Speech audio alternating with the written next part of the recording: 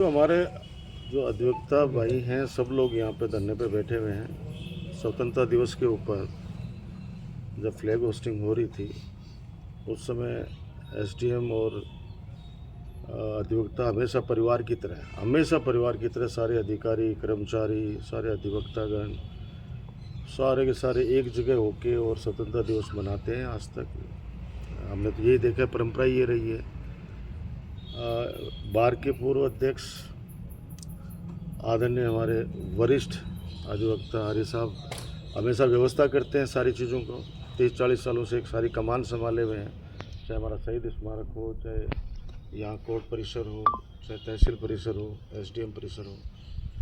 तो ये जो भी हुआ है अच्छा नहीं हुआ है, क्योंकि अधिवक्तागण हड़ताल पे जाने का मतलब है कहीं न कहीं आत्मसम्मान को इनके ठेस पहुंची है।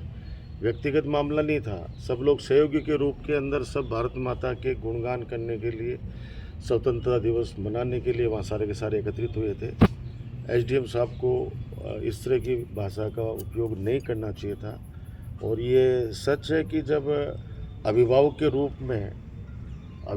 रूप में कोई व्यक्ति वहाँ पे खड़े हैं और उनके साथ में कोई आपत्तिजनक बात हो रही है तो युवा जो वकील है उनको गुस्सा आना स्वाभाविक भी है। और वहाँ पे वर्तमान भी अध्यक्ष पूरी कार्यकारिणी वहाँ पे हर वर्ष की भांति वहाँ पे खड़ी थी। इसलिए मैं आज मिलने आया हूँ, सबसे बैठ के बातचीत हो रही है, प्रशासनिक स्तर भी बात करेंगे। लेकिन मैं कह रहा हूँ कि ये सामंजस्य बनाने का जो हमेशा से पिछले 15 सालों में आपने देखा है, उससे पहले भी देखा है कि ये जनप्रतिनिधियों का बहुत बड़ा योगदान होता है कि किस तरीके से आपस के अंदर सामंजस्य बनाए रखें ताकि जनता का कोई भी काम प्रभावित नहीं हो। क्योंकि जनता की सेवा के लिए सब लोग बैठे हुए हैं। आज मान लो ये सब लोग पेन डाउन स्ट्राइक पे आ गए तो सारे काम भी एक तरह से रुक गए, कितने सारे काम हो सकते हैं। इसलिए सरकार तानाशाही पूर्ण अवैया तो सब जगह अपनाए रखा। आपने कल जोधपुर में भी देखा कि जो बच्चे माननीय मुख्यमंत्री जी का जो प्रदेश स्तर का जो कार्यक्रम था जो इस बार जोधपुर किया है, जोधपुर में वो बच्चे जा रहे थे और किस तरह से उनको टक्कर मार दी गई, मृत्यु हो गई। और उसके बाद में जब सीएम का काफिला आ रहा था तो फटाफट ला के और उसको धुलवा के और वहाँ से काफिला निकाल दिया। ये इस बात को दर्शाता है कि ये कितने के प्रति ये लोग संवेदनशील है जनता के प्रति। तो आप चाहे राजस्थान में कहीं भी चले जाओ, अभी बिल्कुल तानाशाही चल रही है चारों तरफ। जहाँ भी चले जाओ आप, कोई किसी की सुनने वाला नहीं है। चाहे कोई अनशन पे बैठे हैं, अब छात्र संघ चुनाव के अंदर भी आपको बताओ, वो लड़का बैठा रहा, सुबह में रिवार उठा के पुलिस और उसको घर पे ले जाके पटक के आई। तो अभी कानून का राज नहीं है, अभी हठधर्मिता चल रही है। तो मैं निंदा करता हूँ। अधिवक्ताओं को सम्मान मिलना चाहिए, क्योंकि ये लोग सब लोग, कोई एलएलबी है, कोई एलएलएम है, सब लोग पढ़े लिखे लोग हैं। और ये तो एक सहयोगी के रूप में अगर अधिवक्ताओं के साथ बना के चलते, उनको विश्वास में लेके चलोगे तो आप जनता का ज़्यादा भला कर पाओगे।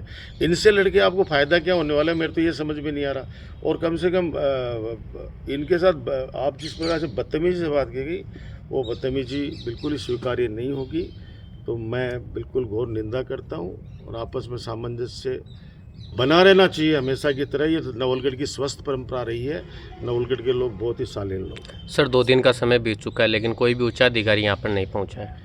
मैं आपको फिर कह रहा हूँ कि बीजेपी के एमएलए भी थाने के बाहर धरने पे 8-8 दिन बैठ के भाग गए। सुनने वाला होता तो अभी तो ये बातें नहीं होती ना। मैं आपको बता रहा हूँ, समस्या अलग है। मैं तो एसडीएम साहब भी सूर्यमंडल में कोई भाषण वो दे रहे थे तो वो कह रहे थे कि मुझ पर दबाव डाला जा रहा है जनप्रतिनिधियों के द्वारा। तो वर्तमान में तो भाई जनप्रतिनिधि तो उसके बाज की नज़र पड़ गई हो, एसडीएम के ऊपर भी कई प्रकार की चीज़ें हैं। तो वो स्वतंत्रता दिवस के ऊपर उनको बोलना कुछ चाहिए था। और वहाँ पे जिस तरह से वो बोल रहे थे कि एकाधिकार समझ रखा है उन लोगों ने, मुझे वो कर रहा है। मुझे लगता नहीं कि अधिवक्ता आप लोगों के लिए नहीं बोला मामा जी, वो चीज़ें एक अलग मैटर पे वो बोल के गई चीज़ में।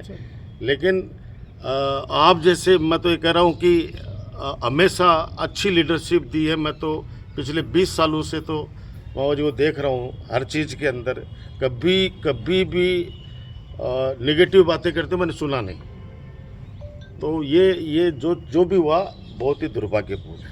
इतिहास में पहली बार है स्वतंत्रता दिवस को वकील है वो धरने पर बैठे और वो भी पूरी रात जगे हैं। इतिहास में बहुत पहली बार बहुत चीज़ें हो रही हैं, बहुत चीज़ें होंगी अभी तो देखे जाओ अभी, क्योंकि जब तक जनता खुद रिवोल्ट नहीं करेगी ना, हक के लिए खुद को लड़ना पड़ेगा। मैं तो मुझे लगता नहीं कि कोई इस तरह की लोकल इशू के ऊपर कभी 15 सालों में आप बैठे और एक दो बार बैठे भी हो तो मैंने हाथों हाथ उस चीज़ को ही मैंने उस चीज़ को सॉर्ट आउट कराया होगा जी, हाथों हाथ। क्योंकि जितना जितना हड़ताल लंबी चलेगी, आप सोचो कि कितने रेवेन्यू के केसेस जब बेचारी आम जनता तारीख पड़ जाती है, फिर वो भागते घूमते हैं, कितना उनको मानसिक प्रताड़ना मिलती है, आर्थिक रूप से नुकसान होता है। तो कौन चाहेगा कि उनको तकलीफ हो? कभी नहीं चाहेंगे अधिवक्तागण भी। तो ये दुर्भाग्यपूर्ण है, मैं तो ये कह रहा हूँ। वकीलों को धरने को आपका कितना समर्थन है? मैं आया हूँ भाई, पूरा तन मन धन से समर्थन है, और जो हुआ है वो गलत हुआ है। वकीलों के साथ इस प्रकार का व्यवहार है। छोड़ो, आप लोगों के साथ क्या होता है आप लोगों के साथ क्या हुआ? आप लोगों को नोटिस अब पहले तो बाज धमकी देता था, अब नोटिस मिलेंगे आपको। उस दिन तो मैं तो देख रहा था खड़ा कि चाहे राष्ट्रपति का इलेक्शन हो, चाहे किसी MP MLA जब भी नॉमिनेशन भरा जाता है तो मीडिया तो हमेशा आगे रहती है ना, हमेशा ही रहती है। वहाँ पर स्पेशली आमंत्रित किया जाता है, उनको स्पेशल बोला जाता है कि साहब आप आइए। और वो मुझे भी उस समय गलत लगा, जो मैंने बिल्कुल आपके सामने उस समय निंदा की कि गलत है, गलत नहीं, ये ऐसा नहीं होना चाहिए था। सर वो भी शायद आपके प्रत्याशी थे, उनका फार्म भरने आए थे, उस समय हुआ था। बाद में जो लोग आए उसमें कोई इशू नहीं हुआ, तो शायद भीड़ देख के डर गए होंगे। कई चीज़ें हैं। अब एक तो मैंने आपको बताया कि मैं यहाँ पे इसलिए उपस्थित हुआ हूँ कि इनके साथ हमेशा था, इनके परिवार का सदस्य हूँ, और हमेशा सकारात्मक भूमिका हमेशा हमारे इस बार काउंसिल ने हमेशा निभाई है। इसलिए हमेशा इन लोगों ने अच्छे सुझाव दिए हैं और अच्छे तरीके से। ये तो दुर्भाग्य, वरना तो आज ADJ कोर्ट भी हमारा यहाँ पे होता, और उस दिशा के अंदर हम लोगों ने आगे की प्लानिंग पूरी कर दी है। नया थाना खुलवाना, सब कुछ सारी चीज़ें देखो आने वाले समय के अंदर। हड़ताल तो मैं कह रहा हूँ उस चीज़ के लिए होनी चाहिए थी कि भाई हमें और संस्था के अंदर बढ़ोतरी कैसे हो, लोग जो इश्यू हुआ है ना वो ठीक नहीं है।